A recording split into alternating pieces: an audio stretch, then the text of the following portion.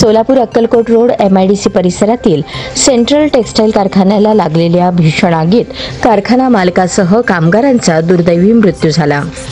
त्यानंतर त्या कारखान्यात काम करणारे शेकडो कामगार आम्हाला जगवणारा पोशिंदा गेला, आमच्या पोटापाण्याचे काय असा सवाल पोटतिडकीने विचारत आहेत। कारण या घटनेमुळे या कारखान्यात काम करणाऱ्या कामगारांची रोजीरोटीचा सवाल निर्माण झाला आहे।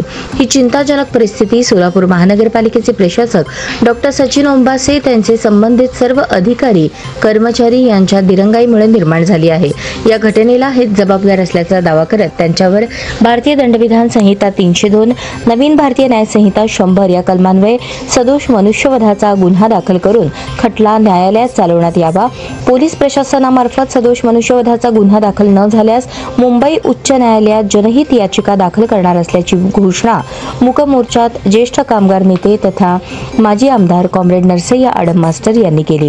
गुरुवार 22 मे 2025 रोजी centre of Indian trade union संलग्न लालबावटा यंत्रमाग कामगार युनियनच्या वतीने सेंट्रल कारखाना या घटनास्थळापासून शेकडो कार्यकर्ते काळ्या फिती बांधून काळे झेंडे घेऊन अत्यंत शांततेत सनदशीर मार्गे मूकमोर्चा काढला।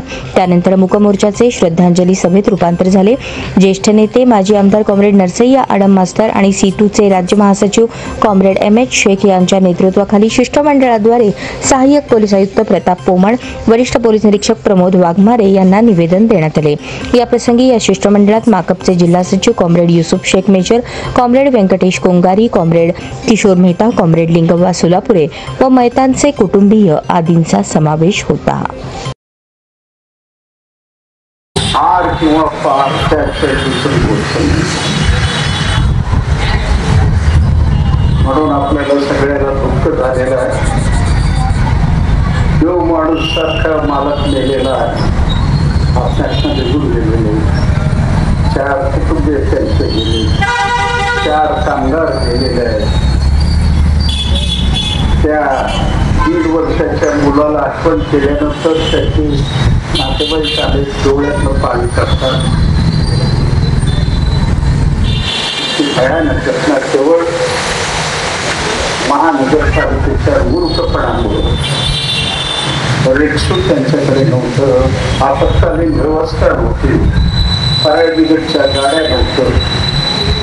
इतकी भयानक अवस्था महानगरपालिका आणि वीज मंडळाच्या अधिकाऱ्यांनी करून ठेवलेला आहे।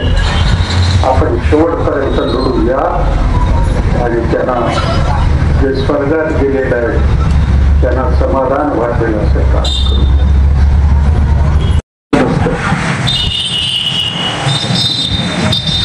त्या क्षणाला सगळ्यांना ठिकाणी बोलवलं। बघा, अरे 1.5 वर्षाच्या मुलाला घेऊन बाथरूम मध्ये 3 तास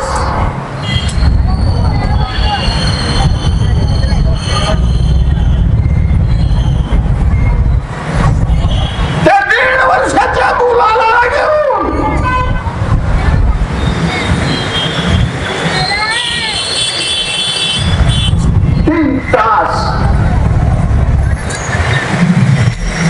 महापालिकेची रेक्सूट नाही, आपत्कालीन व्यवस्था नाही।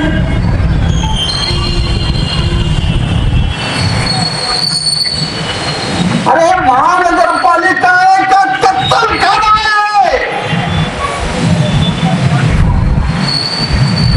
आगीमध्ये माणसं मरू लागलेला आहे,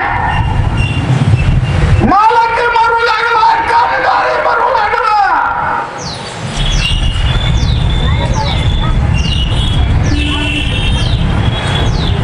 आणि दर वर्षाला 1,500-2,000 कोटी रुपये तुम्ही खर्च करताय। साधं पाणी देता येईल,